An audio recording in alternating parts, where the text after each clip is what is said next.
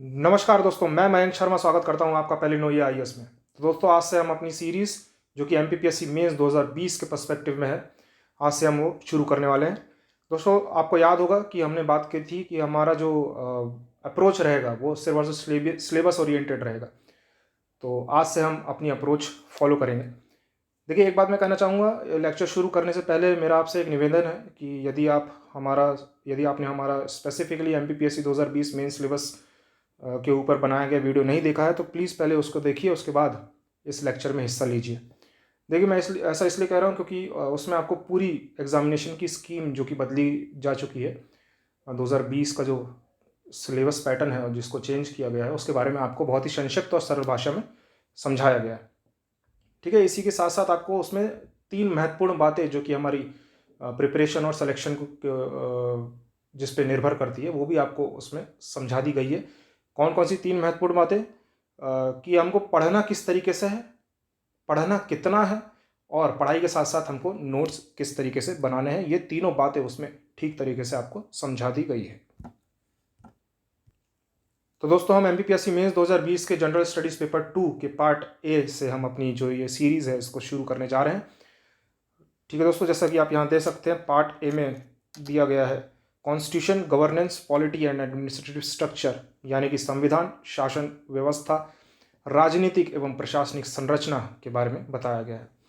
तो इसके पहले यूनिट को देखें तो पहले यूनिट में कॉन्स्टिट्यूशन ऑफ इंडिया के फाउंडेशन, कैरेक्टरिस्टिक्स, बेसिक स्ट्रक्चर और अमेंडमेंट के बारे में बात की गई है, यानी कि भारतीय संविधान का निर्माण, भारतीय संविधान की विशेषताएं और भारतीय संविधान का मूल ढांचा और भारतीय संविधान के प्रमुख संशोधनों के बारे में बताया गया है।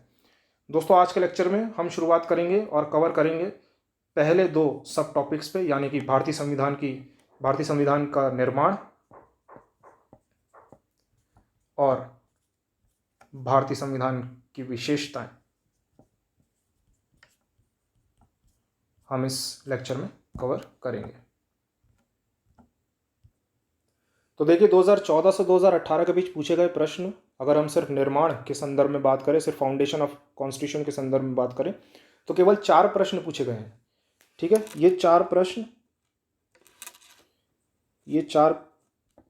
क्वेश्चन पूछे गए हैं 3 मार्क्स वाली कैटेगरी में। 3 मार्क्स वाली कैटेगरी मतलब आपको 1 या 2 लाइन में आंसर देना होता था। ठीक है दोस्तों, तो आप इसका महत्व समझ सकते हैं कि हमको इस टॉपिक में सिर्फ और सिर्फ संक्षिप्त में ही और टू द पॉइंट तैयारी करनी है। तो हमको ये समझ में कहाँ से आएगा कि टू द पॉइंट तैयारी कौन कौन से टॉपिक से करनी है, बहुत ही संक्षिप्त में कौन कौन से टॉपिकों को पढ़ना है। तो ये हमको समझ में आएगा जब हम प्रीवियस ईयर क्वेश्चन पेपर्स का जब एनालिसिस करते हैं, जो कि हमने पहले कर चुका है। और अगर आपने वाला वीडियो नहीं देखा है तो वो वीडियो ज़रूर देखिए, जिसमें एमपीपीएससी सिलेबस 2020 का बताया गया है। ठीक है दोस्तों, तो चलिए शुरू करते हैं फाउंडेशन के बारे में, इंडियन कॉन्स्टिट्यूशन के जो नींव और निर्माण के बारे में बात करते हैं। तो दोस्तों, भारतीय संविधान की नींव उन स्रोतों पर आधारित है जहाँ से इसके प्रावधान जो है भारतीय परिस्थितियों की उपयुक्तता के अनुसार अपनाए गए और लिए गए हैं, यही इसमें लिखा हुआ है। ठीक है, तो सर्वप्रथम संविधान की नींव उन प्रावधानों से मिलकर बनी है जो भारतीय सरकार अधिनियम 1935 से लिए गए हैं। ठीक है दोस्तों, गवर्नमेंट ऑफ इंडिया एक्ट 1935 के प्रोविजंस से जो प्रावधान लिए गए हैं। ठीक है, और ये गवर्नमेंट ऑफ इंडिया एक्ट 1935 के जो प्रावधान है वो एक संरचनात्मक भाग, जो कि structural part of the constitution बनाते हैं। अब हम देखते हैं कि गवर्नमेंट ऑफ इंडिया एक्ट 1935 में से कौन कौन से main important provisions Indian constitution में लिए गए हैं। तो पहला है संसदीय ढांचा, यानी कि फेडरल स्ट्रक्चर। देखिए, अगर फेडरल स्ट्रक्चर की हम लेमैन्स टर्म में डिफाइन करें, अच्छा डेफिनेशन की जब बात आती है तो मैं चाहूँगा आप लोग अपनी अपनी खुद की अपनी समझ से एक डेफिनेशन बनाएं, किसी और की डेफिनेशन को कॉपी ना करें। इससे आपकी अंडरस्टैंडिंग जो है, खुद से आप डेफिनेशन बनाएंगे तो अंडरस्टैंडिंग जो है बेहतर होगी। तो देखिए, लेमैन्स टर्म में अगर मैं इसको डिफाइन करूँ तो एक इंस्टीट्यूशनल मैकेनिज्म है to accommodate 2 sets of powers. 2 sets of power कौन कौन सी? सेंटर पे सेंट्रल गवर्नमेंट और प्रोविजनल लेवल पे स्टेट गवर्नमेंट। ठीक है, ये दोनों पावर का जो मिश्रण है, ठीक है, वो संसदीय ढांचा का निर्माण करता है। और हिंदी में अगर इसी चीज़ को बोले तो एक संस्थागत तंत्र है जहाँ राजनीतिक शक्तियों के दो स्रोत हो जाते हैं। कौन कौन से स्रोत? जैसा कि अभी हमने बताया, सेंट्रल लेवल पे सेंट्रल गवर्नमेंट एक पावर बनती है और प्रोविजनल लेवल पे स्टेट गवर्नमेंट्स जो है दूसरी पावर बनती है। इसी के साथ दूसरा जो हमने प्रोविजन लिया है वो लिया है ऑफिस ऑफ गवर्नर। ठीक है, राज्यपाल के कार्यालय के बारे में जो भी प्रोविजन था वो हमने इस गवर्नमेंट ऑफ इंडिया एक्ट 1935 से लिया है। तीसरा प्रोविजन जो हमने लिया है वो है न्यायतंत्र। न्यायतंत्र मतलब सिस्टम ऑफ कोर्ट्स यानी कि जुडिशरी, ये हमने गवर्नमेंट ऑफ इंडिया एक्ट 1935 से लिया गया है। चौथा है लोक सेवा आयोग यानी कि पब्लिक सर्विस कमीशन। पांचवा है इमरजेंसी प्रोविजंस। इमरजेंसी प्रोविजन यानी कि आपातकालीन प्रावधान जो है वो हमने गवर्नमेंट ऑफ इंडिया एक्ट से लिए हैं। और छठा है प्रशासनिक संरचना यानी एडमिनिस्ट्रेटिव स्ट्रक्चर, ये भी हमने गवर्नमेंट ऑफ इंडिया एक्ट 1935 से लिया है। देखिए, एडमिनिस्ट्रेटिव स्ट्रक्चर की बात करें और लेमैन्स टर्म में अगर इसको समझें तो देखिए ये क्या है, ये अधिकारों की श्रेणीबद्ध व्यवस्था है जो यह निर्धारित करती है कि शासन के विभिन्न स्रोतों या स्तरों को कैसे और किस तरीके से भूमिका, शक्ति और जिम्मेदारी प्रदान की जाए। इंग्लिश में बात करें तो ये हायरार्किकल अरेंजमेंट ऑफ अथॉरिटी है which determines how roles, powers and responsibilities are assigned to different level of governance. ठीक है दोस्तों, ये आपको अभी समझ में आया होगा। ठीक है दोस्तों, तो ये बात हुई उन प्रोविजंस की जो कि हमने कॉन्स्टिट्यूशन में, संविधान में 1935 के अधिनियम से लिए गए हैं। ठीक है, इसी के साथ साथ संविधान के निर्माण में जो है तमाम और देशों के कॉन्स्टिट्यूशन के जो प्रोविजंस है वो भी हमने लिए हैं जो कि संविधान की नींव रखने में बहुत बड़ी भूमिका निभाते हैं। तो आइए इन्हीं देशों और उनसे लिए गए जो जो प्रोविजंस है उनके बारे में हम एक एक करके पढ़ते हैं। देखिए, पहला देश है ग्रेट ब्रिटेन। ब्रिटेन से हमने क्या क्या लिया है? तो ब्रिटेन से हमने ये 8 प्रोविजंस लिए हैं। ये 8 के 8 प्रोविजंस आपको कंठस्थ याद होना ज़रूरी है क्योंकि डायरेक्ट क्वेश्चन पूछ लेता है और पूछा गया है, आगे हम चर्चा करेंगे। तो ब्रिटेन से पहला प्रोविजन लिया गया पार्लियामेंट्री गवर्नमेंट। पार्लियामेंट्री गवर्नमेंट मतलब संसदीय सरकार। दूसरा लिया है रूल ऑफ लॉ। तीसरा लिया लेजिस्लेटिव प्रोसीजर। लेजिस्लेटिव प्रोसीजर मतलब विधायिक प्रक्रिया क्या होती है। चौथा लिया सिटीजनशिप। सिटीजनशिप मतलब सिंगल सिटीजनशिप लिया गया। सिंगल सिटीजनशिप मतलब एकल नागरिकता। पांचवा है कैबिनेट सिस्टम। कैबिनेट मतलब मंत्रिमंडल का जो प्रणाली होती है, ये हमने ग्रेट ब्रिटेन से लिए। ठीक है, छठा हमने लिया है प्रीरोगेटिव रिट्स, जिसको कि हम हिंदी में बोलते हैं विशेषाधिकार प्रादेश।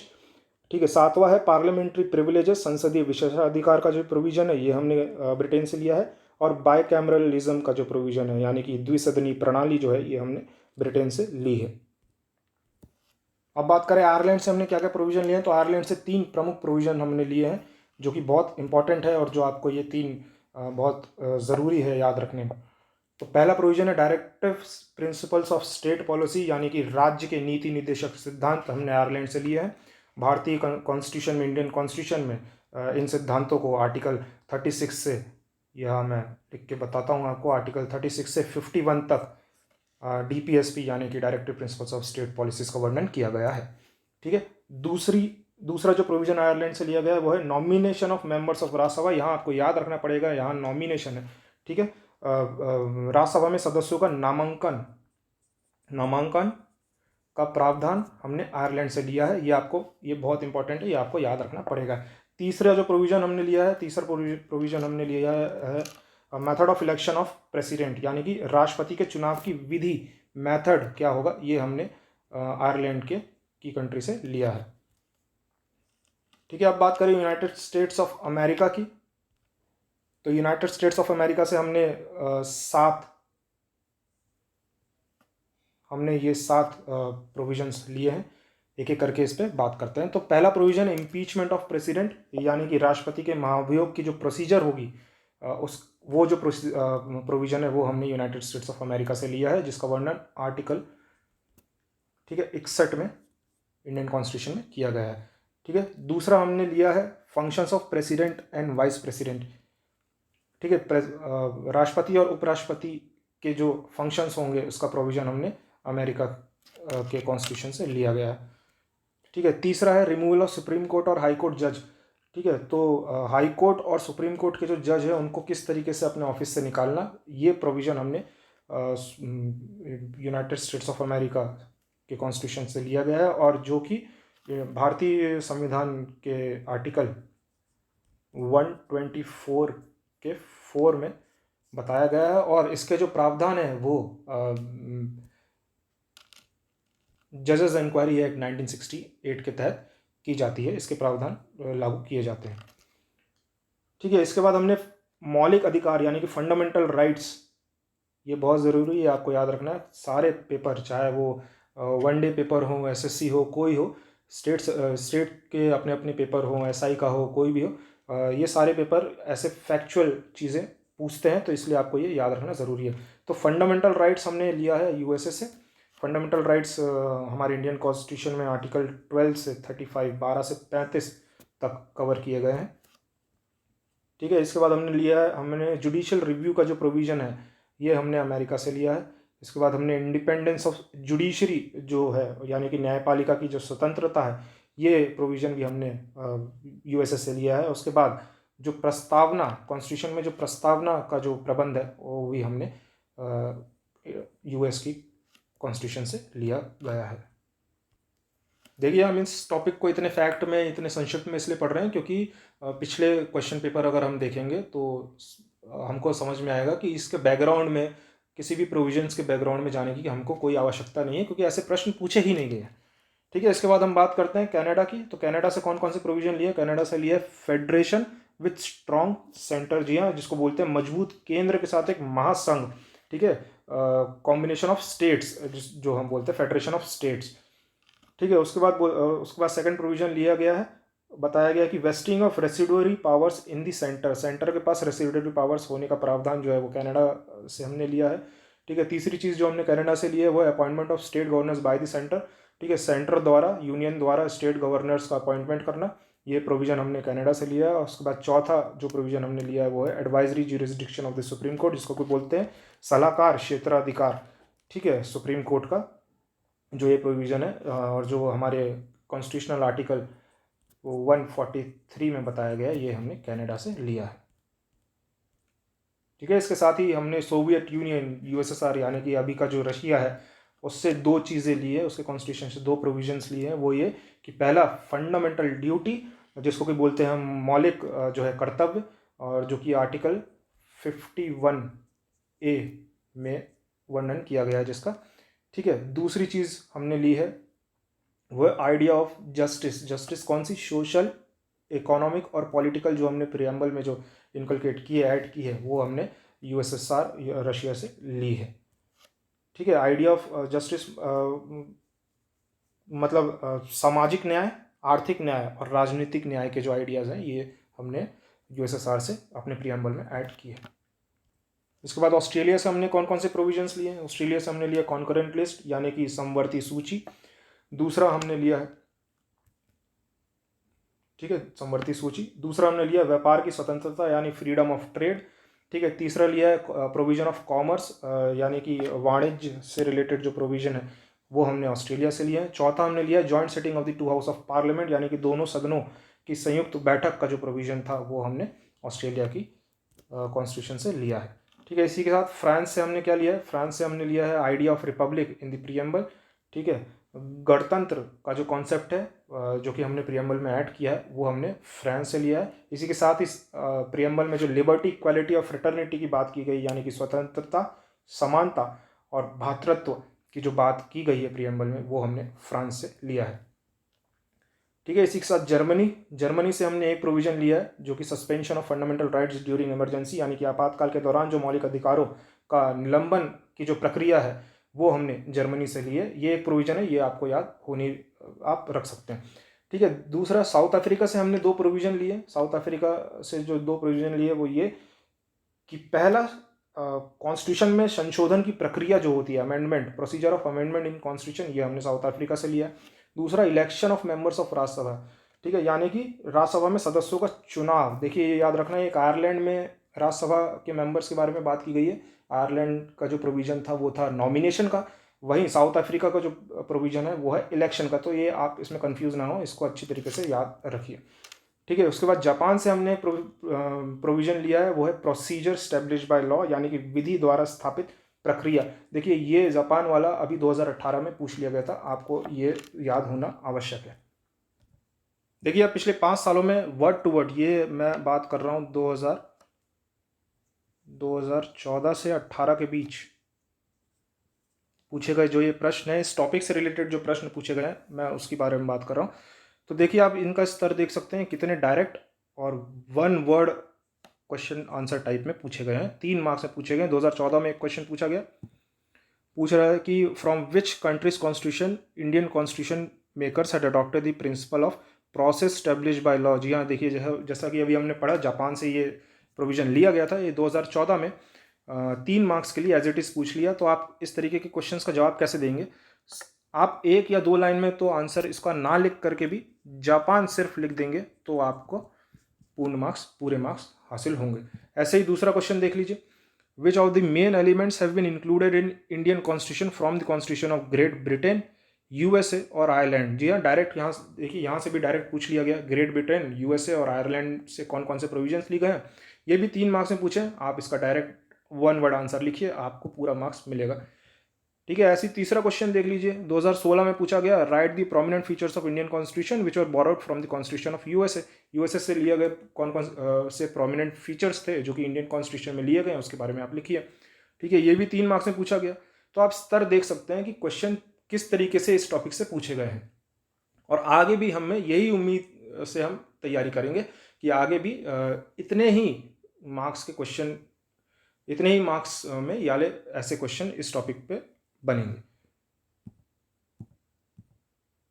ठीक है। और चौथा क्वेश्चन भी देख लीजिए, 3 मार्क्स के लिए पूछा गया 2018 में, अभी रिसेंटली, और उसमें बताना है कि impact of constitution of Canada and Ireland का इंडियन कॉन्स्टिट्यूशन में क्या इम्पैक्ट था। देखिए ऐसे डायरेक्ट क्वेश्चन पूछे जा रहे हैं। तो इसलिए हमने जो ये टॉपिक है इसको इतने संक्षिप्त में डिस्कस किया है। देखिए इसीलिए सिलेबस और प्रीवियस ईयर क्वेश्चंस की जो इंपॉर्टेंस है ये बढ़ जाती है, क्योंकि ये हमारी तैयारी को जो है एक डायरेक्शन प्रदान कर देते हैं कि किस तरीके से हमको अपनी तैयारी करनी है और किस डायरेक्शन में हमको अपनी तैयारी करनी है, कितना पढ़ना है, क्या छोड़ना है, कितना शॉर्ट में पढ़ना है, कितना डिटेल में पढ़ना है। ये सारी चीज़ें हमको जो है प्रीवियस ईयर क्वेश्चन पेपर के एनालिसिस से पता चलती हैं। तो अब हम बात करते हैं दूसरे सब टॉपिक जो कि संविधान की विशेषताओं के बारे में है, मतलब कैरेक्टरिस्टिक्स और सैलिएंट फीचर्स ऑफ कॉन्स्टिट्यूशन के बारे में है। ठीक है। देखिए 2014 और 18 के बीच इस टॉपिक से पूछे गए प्रश्न जो है वो डायरेक्ट ही पूछे गए हैं, हालांकि मगर 6 मार्क्स की कैटेगरी में पूछे गए हैं। 6 मार्क्स की कैटेगरी मतलब आपको इन प्रश्नों का उत्तर 100 वर्ड्स में देना होता था। अब क्या कर दिया है, अब 6 मार्क्स की कैटेगरी को हटा करके 5 मार्क्स के क्वेश्चन का प्रोविजन ले आया कि 5 मार्क्स के क्वेश्चन जो है पूछे जाएंगे और इसका आपको उत्तर देना है 5 से 6 पंक्तियों में, मतलब 5 से 6 लाइन में, यानी कि 50 से 60 वर्ड्स में। तो अब हमारी भी कोशिश यही रहेगी कि हम इस टॉपिक को जो है थोड़ा सा एक स्टेप सिर्फ एक डिटेल में पढ़ें, उससे ज़्यादा कुछ नहीं। तो देखिए संविधान की जब हम विशेषताओं की बारे में जब बात करते हैं तो इसमें हम आज जो पढ़ेंगे वो 9 प्रमुख विशेषताओं के बारे में बात करेंगे। देखिए पिछले 5 सालों में 3 प्रश्न जो कि 2 विशेषताओं के बारे में 6 मार्क्स वाले कैटेगरी में पूछे गए। आगे हम इसके बारे में चर्चा करेंगे, क्वेश्चन दिखाएंगे, देखेंगे कि कौन कौन से प्रश्न और उनका जो स्तर था वो किस तरीके से था। देखिए सबसे पहला, अगर हम कैरेक्टरिस्टिक और सेलिएंट फीचर्स की बात करें, सेलिएंट फीचर और कैरेक्टरिस्टिक्स या हमारे संविधान की जो विशेषता है उसमें सबसे पहली विशेषता ये है कि ये it is the lengthiest written document, यानी कि ये सबसे विस्तृत या लिखित दस्तावेज है।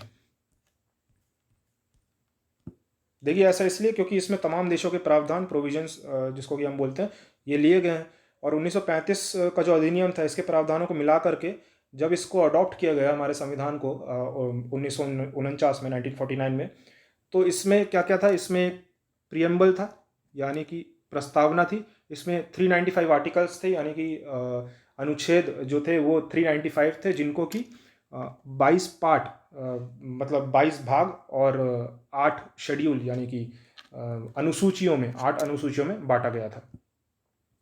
ठीक है। दूसरा पॉइंट है कि it is drawn from various sources.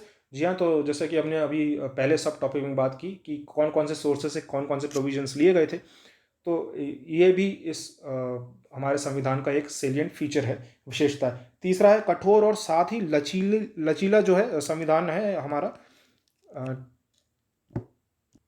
तो किस तरीके का कठोर और किस तरीके का लचीला है, हमारा संविधान, तो देखिए आर्टिकल 368 में दो तरीके की संशोधन प्रक्रिया के बारे में बताया गया है।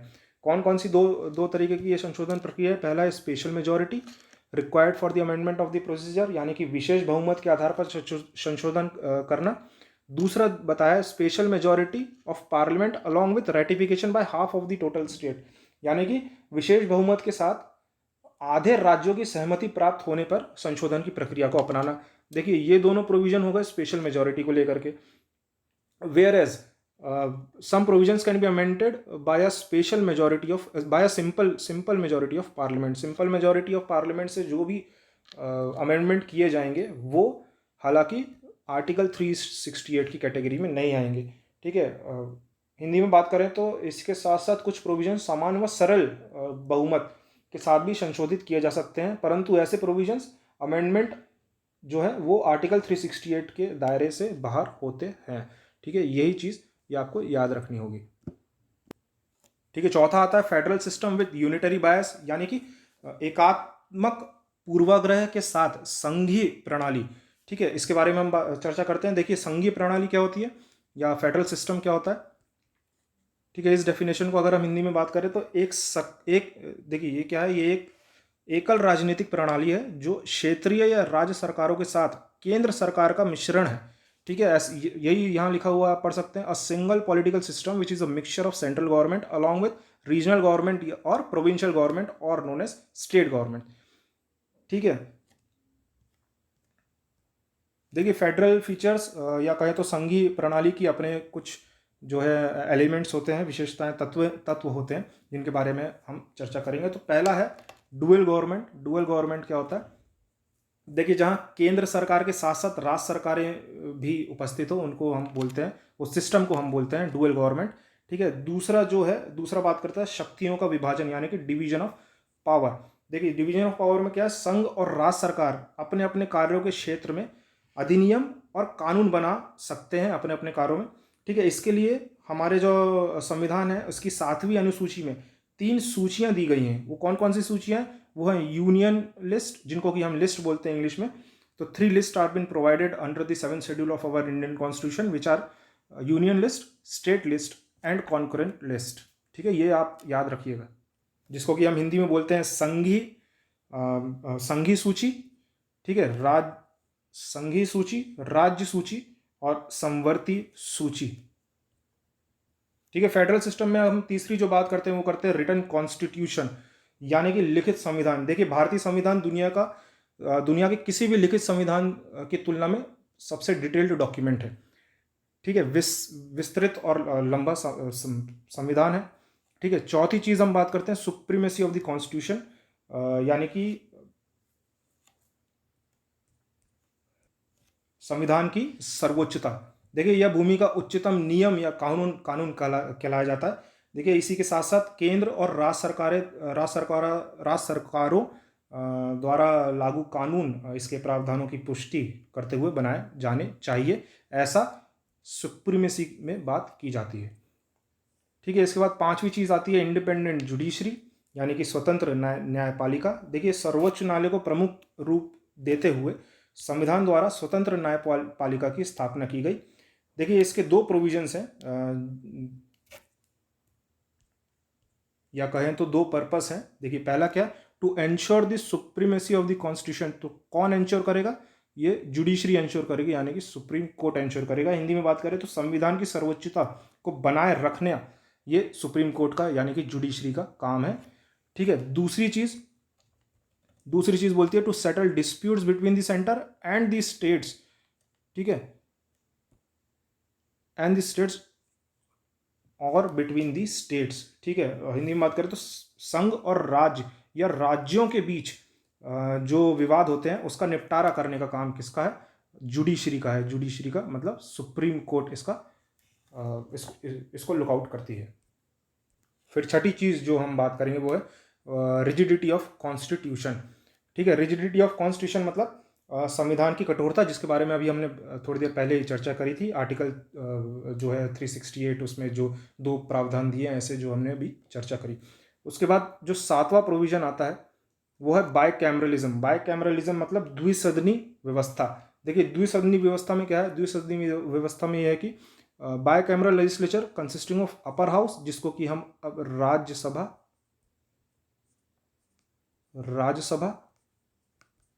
और एक लोअर हाउस यानी कि लोकसभा के नाम से जानते हैं। ये राज्यसभा और लोकसभा क्या है, देखिए ये प्रतिनिधित्व करती हैं, किस किस का प्रतिनिधित्व करती हैं। जो अपर हाउस है, जो राज्यसभा है, ये तमाम states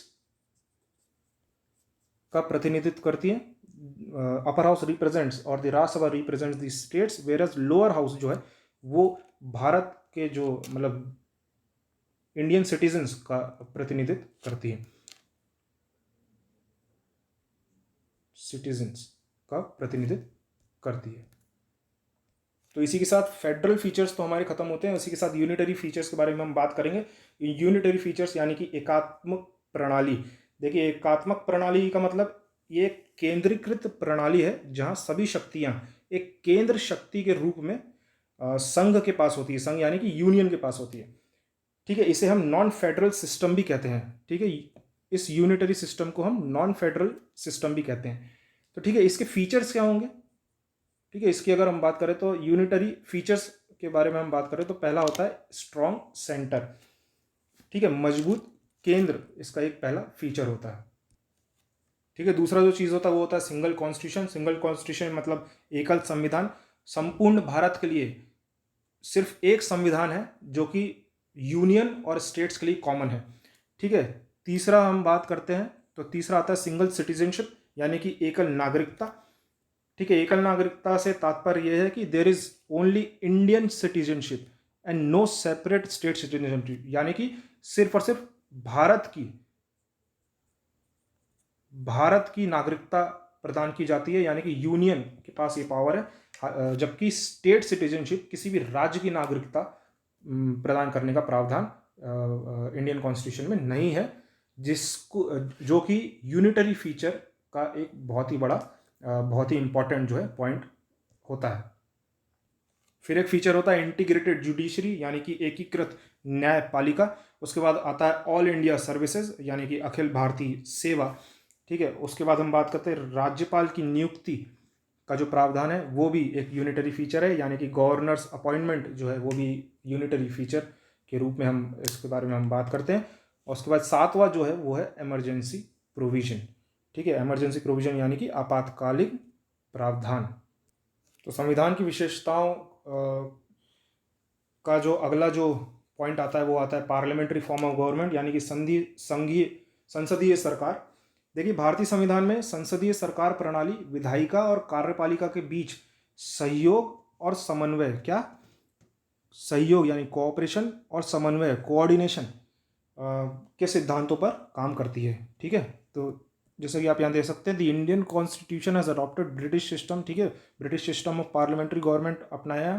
this is based on the principle of cooperation and coordination between legislature and executive. ठीक है, जिसको कि हम एक जिम्मेदार सरकार प्रणाली के नाम से भी जानते हैं। जिम्मेदार सरकार प्रणाली यानी कि एक रिस्पॉन्सिबल गवर्नमेंट के नाम से भी हम इसको जानते हैं। ठीक है, इसी के साथ इसके भी अपने कुछ फीचर्स होते हैं, कुछ विशेषताएं होती हैं। तो वो क्या है, पहला एक कि इस पार्लियामेंट्री फॉर्म ऑफ गवर्नमेंट में नॉमिनल और रियल हेड दोनों का इंक्लूजन जरूरी है। नॉमिनल और रियल हेड से मतलब एक नाम मात्र, ठीक है, और एक प्रमुख, ये दोनों शासक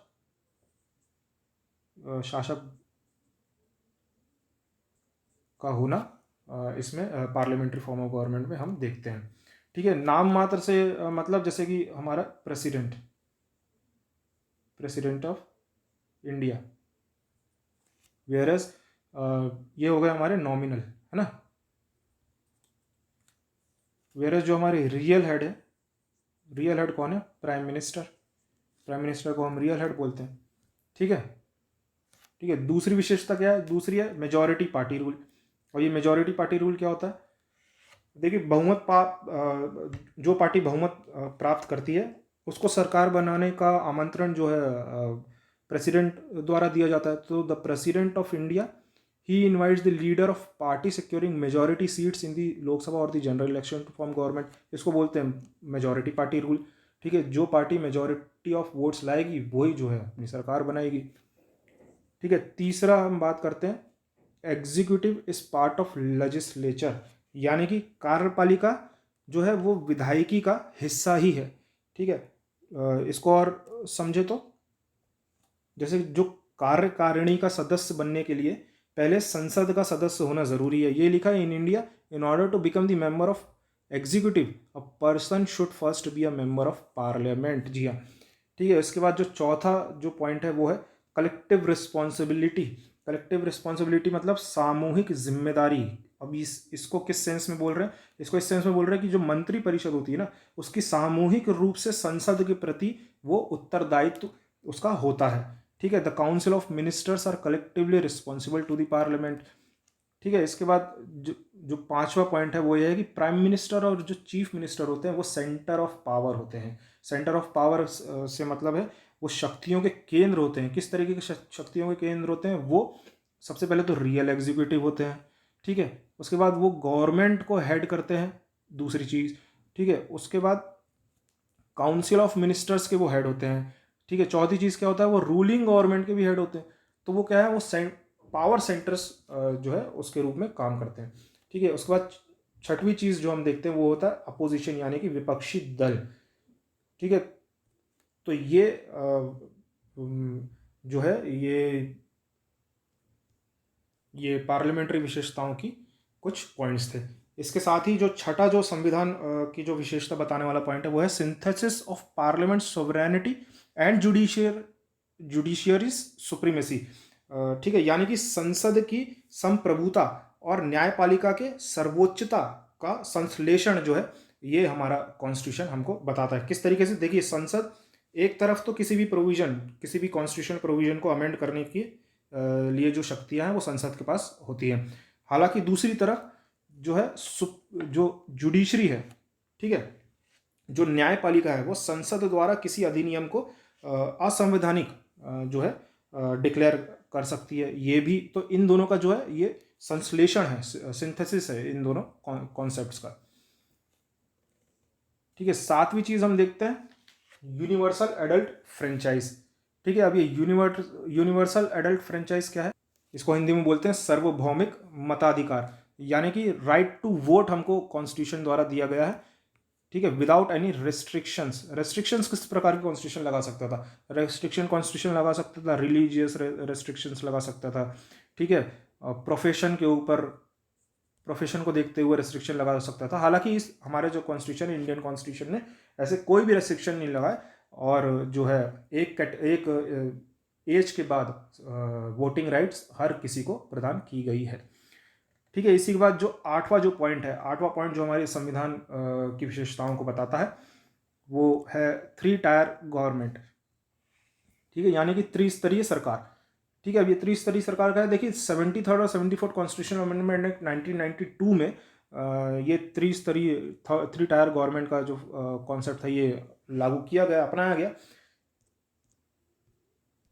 तो इसमें स्थानीय सरकारों का जो है कॉन्सेप्ट अपनाया गया, जिसमें पंचायत को ग्रामीण स्थानीय सरकार और म्यूनिसपैलिटीज़ को शहरी स्थानीय सरकारों का दर्जा प्राप्त जो है इस 73rd और 74th कॉन्स्टिट्यूशन अमेंडमेंट में दिया गया।